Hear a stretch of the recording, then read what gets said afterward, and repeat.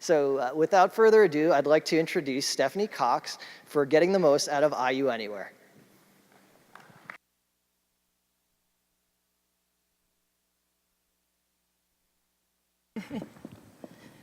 Hello, everybody. I have to cheat and be the one to have my laptop with me. I'm sorry.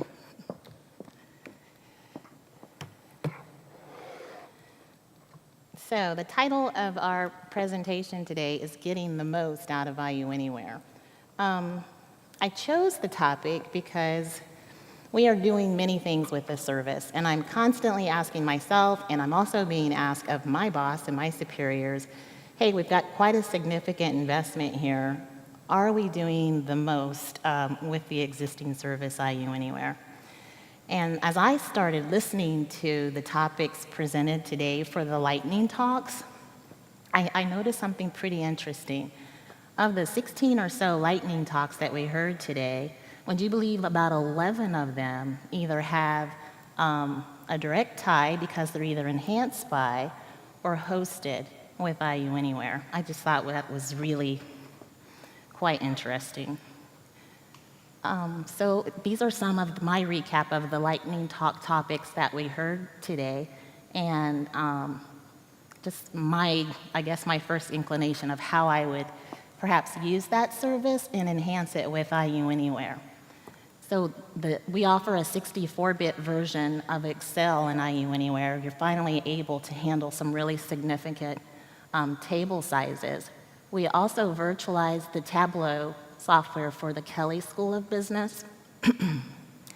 And I looked at some of the requirements for Avalon. That was a talk I just heard earlier. I didn't really know very much about it, but the system requirements are Windows 7, Windows 8, and Windows 10, and we have all of those virtualized in IUanyware today.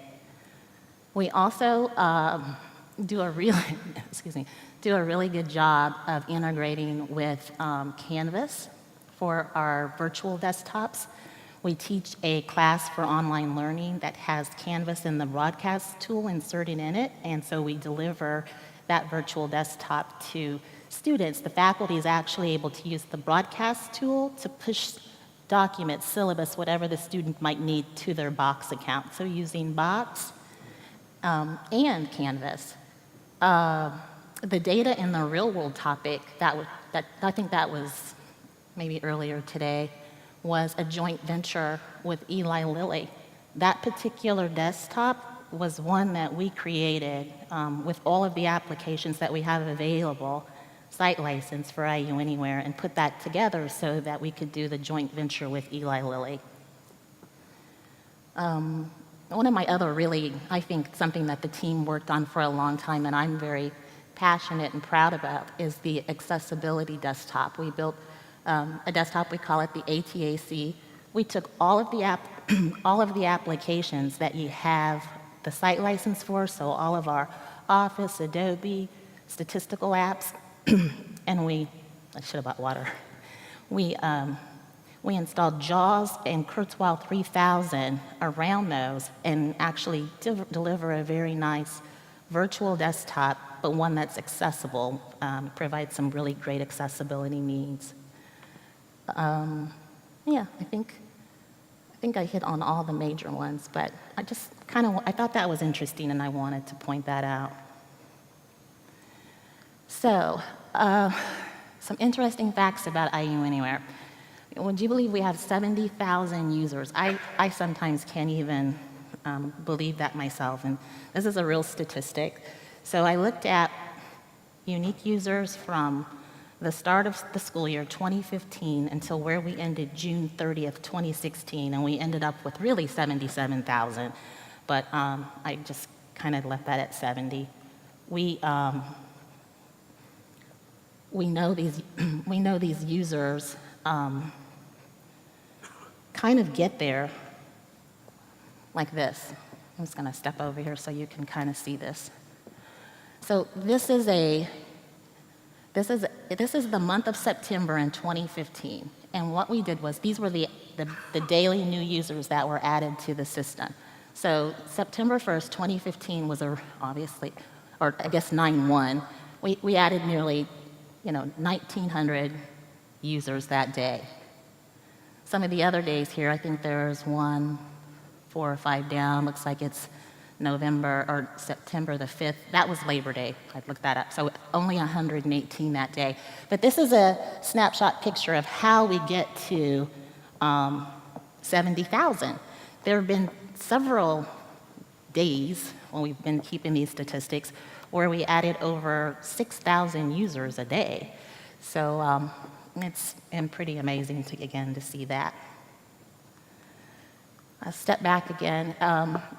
We know these users, like I said, they keep coming back because it's stable, it's efficient, and secure, and really fast. I have to kind of brag on that a little bit. This is a real-life dashboard. I get it from our Citrix Director tool of what our login times are like for IUanyware. So I use it exclusively all the time. For me to log into it, it's usually around 15 or 16 seconds, but this graph shows that our average time is usually 19 seconds. You'll see the real long, the real tall bar in the middle. Looks like it's 8:20 a.m. You can't tell, but it was like 2 users, and it took over 117 seconds for those. I'm not sure where those users come from, but we could drill down and find out where that latency was. But overall, we just have a really great, reliable product. We have an over 80 or 98% uptime, and just a really snappy now that we have everything kind of configured the way it needed to be. Let me pop back to this one. So we have some special projects with IUanyware that I have to speak on. We've just done a lot of really great things, and one of those is a project that we did for the Kelley School of Business. So every year for the past 2 years, Kelley has asked us to put together the Tableau and some other tools that they might need, and they teach a class in Budapest. And this year, that seat grew to about 150 students and was very successful. We also host the dental school. The Axiom application for the dental school is all virtualized and inside of IUanyware. We do a special customized desktop for IU School of Medicine. A lot of people don't know that, but they have some folks that actually sit on the Notre Dame campus, and they needed access back to IU resources, and our team provides a really nice virtual environment for those folks to work in. Really, the idea is that you can access the IUanyware resources anywhere in the world, and we are getting just better and better about maybe being creative and putting those together differently to offer new opportunities and solutions. So when I say we, I really wouldn't be able to do anything without my team. And I have to say, we've had an interesting year. So July 1 this year, the service IUanyware was kind of picked up and moved out of client services and became a part of research technologies. And I report now to Matt Link. And with that, I also got an all-new, well, it's a long story how we got there, but I have all new staff. We didn't have any one transition with us. So I would like to introduce my brand new IUanyware staff, if they would please come on out. And nobody wanted to do this, and when we saw the size of this thing, the stage, we like to die. But first I have Ellen Pruitt, and Ellen just joined our team from TCC's a little over a month ago. So she's just been a burst of energy that we needed, and I wanted to take this time to show you the face of all of our virtual engineers that are going to do new great things with IUanyware. And next to Ellen is Steve. Hey, Steve. So you don't like me. Steve Shunk was a part of research technologies anyway, but he transitioned over to my team right in the spring. I mean, when I really needed them the most. It was really just me by myself with no staff engineers, and it was just a really crazy place to be in with the big move. And then, just recently, 2 weeks ago, I added our last virtual engineer, and this is Sean Mahoney. He comes to us with many years of experience in medical IT infrastructure. And I just feel blessed. You guys have no idea what having this new energized staff has done for me. I do not like public speaking. I really despise it. Everybody that knows me knows this. But I had to use this as an opportunity to introduce this wonderful team and to speak on something that I'm very passionate about. It's a great service and great technology, and I wanted to share that with all of you today. Thank you, guys.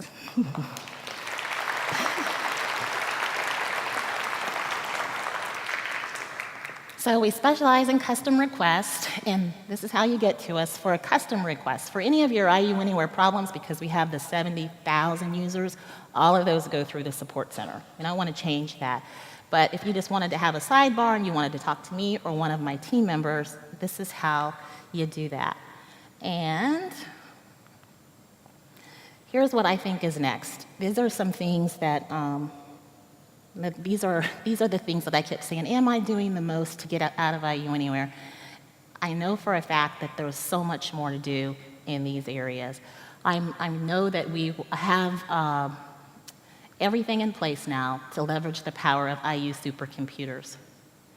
We have the tools, we have the people that know how to use those tools. Now we can virtualize them in IUanyware, and we can finally harness the power of those supercomputers, and I'm really excited about that. We're doing that with our partnership with the Jetstream project. We can offer all kinds of different flavors of VDI, virtual desktop integration. We have Red Hat and Ubuntu. We have a Windows 10. We have Windows 8. We have Windows 7. And we have servers that are then wrapped to look like a virtual desktop, just about every flavor. So when I say we can do some amazing things, we really can. We have been doing it. We just need to maybe find some other, or let you be inspired to help us figure out what's the next great thing we can do with the platform. One more. Okay, so I wouldn't be me, because I still am kind of a geeky girl, if I didn't do some plugs for some new technology that I think is worth looking into.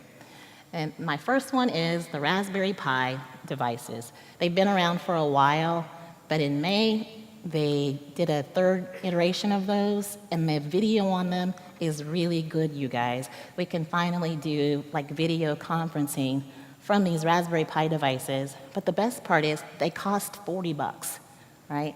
And we have the management console pieces are now incorporated into our Citrix management platform. So my team can see and manage those. It just kind of gives it a new spin, but something I wanted to get the word out because I think that could be really useful in education. The same with the iGel thin clients. We have thin clients already. We have a lot of the Dell thin clients.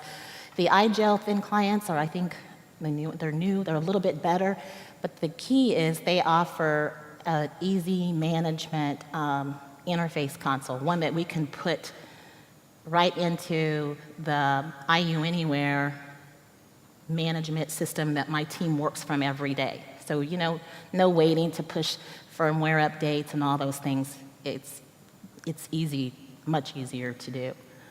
We already are doing things with Chromebooks. I don't know if anybody's here from IU East, but IU East is doing a lot with Chromebooks. We work with them. They purchase quite a bit. We have them boot to a Citrix desktop. I see some people maybe from IU East. And I don't know, I just think that they're really forward thinking, and I like that kind of initiative. So we'd love to see more of that. I put up here Office 365 integrations because it's the strangest thing, you guys. I was just absolutely certain once we rolled out a lot of Office 365 that our numbers for IUanyware would go way, way down. But surprisingly, just the opposite has happened.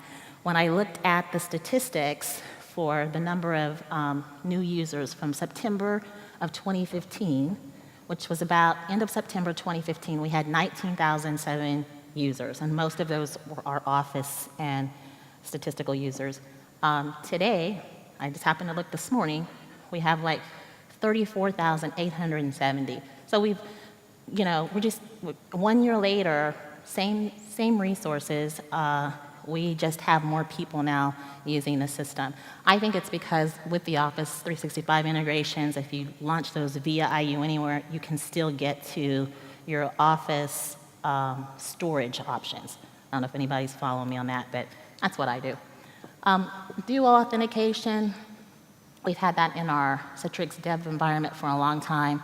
Now that I have more staff, we're going to go back to that. We will roll that out for production IUanyware. The digital signature, I love, Ellen did a wonderful knowledge base article, showed how after you get your digital signature on your device, you can then save it into your IUanyware profile, and anytime you send an email from IUanyware, you have your digital signature with you. So, people like me that carry multiple devices, that's handy. Fish alarm, same thing. We've got that as an add-in. It's being tested. Should I be rolling in the next week or two? You can report your fish right there from your Outlook launched from IUanyware. And two-factor authentication, I debated whether or not to put this up here. Our team also owns and manages a gateway device that sits right around the perimeter of IUanyware. It's called a Citrix Netscaler, because that's what IUanyware really is. It's a Citrix environment. And that appliance has the ability to authenticate with other third-party, authentication pieces. So, guess that's my music, and I'm done. Here's the bus. Just take a minute, take this in. This is the real IUanyware bus. We like to tell you to be inspired when you see it. Hop on the bus, let us take you for a ride. Yeah, no words for that bus, just take it in.